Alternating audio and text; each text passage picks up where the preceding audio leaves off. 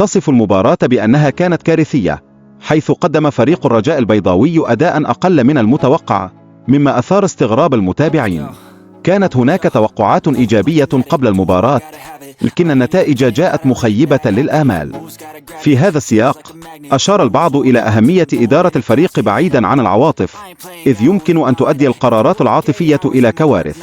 من الضروري أن تبنى التغييرات على أسس فنية وتقييم موضوعي. علاوة على ذلك، تحدث المتحدثون عن ضرورة إجراء تغييرات في تشكيلة الفريق، بما في ذلك استبدال حارس المرمى نظرا للأداء المخيب للآمال. يجب منح الفرصة لحارس آخر لتحسين النتائج. ورغم وجود جماهير كبيرة تدعم الفريق، إلا أن أداء اللاعبين لم يكن في المستوى المطلوب، مما زاد من الإحباط بين المشجعين. فالأداء السيء يؤثر سلبا على سمعة النادي وثقة الجمهور. بالإضافة إلى ذلك، فشل عادل حل في اختيار المدرب المناسب أثر سلبا على أداء الفريق، حيث لم يكن لديه الخبرة الكافية لإدارة الفريق. هذا الفشل يظهر في عدم وجود خطة واضحة للتقدم، كما أن فشل إدارة الفريق في التحضير الجيد خلال المعسكرات التدريبية يظهر ضعف التخطيط. يعكس هذا الفشل عدم قدرة الفريق على المنافسة بفعالية في البطولات.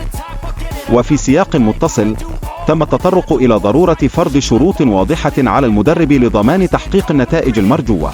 عدم وجود هذه الشروط قد يؤدي إلى فوضى في الإدارة وضعف في الأداء. تم تسليط الضوء أيضا على أهمية إعطاء الفرصة للاعبين المحليين بدلا من الاعتماد بشكل مفرط على اللاعبين الأجانب. هذا الأمر يمكن أن يعزز من أداء الفريق ويزيد من روح الجماعة. علاوة على ذلك، ناقش المتحدثون أسباب تراجع مستوى بعض اللاعبين وتأثير ذلك على أداء الفريق في البطولات. يثير الأداء الضعيف للاعبين الرئيسيين قلقا ملحوظا بين المشجعين. من خلال الفيديو، تم تسليط الضوء على لاعب بارز مثل خيري الذي أصبح ركيزة في فريق نهضة بركان. هذا يشير إلى أهمية استغلال المواهب بشكل صحيح لتعزيز فرص النجاح. تمت مناقشة أسباب تراجع أداء فريق الرجاء البيضاوي، بما في ذلك التعاقدات السيئة مع لاعبين دون المستوى. هذه المشكلة تؤثر بشكل سلبي على نتائج الفريق وتطلعاته. أخيرا، يشير الفيديو إلى ضرورة إجراء اجتماع عاجل لمناقشة الوضع الحالي للفريق.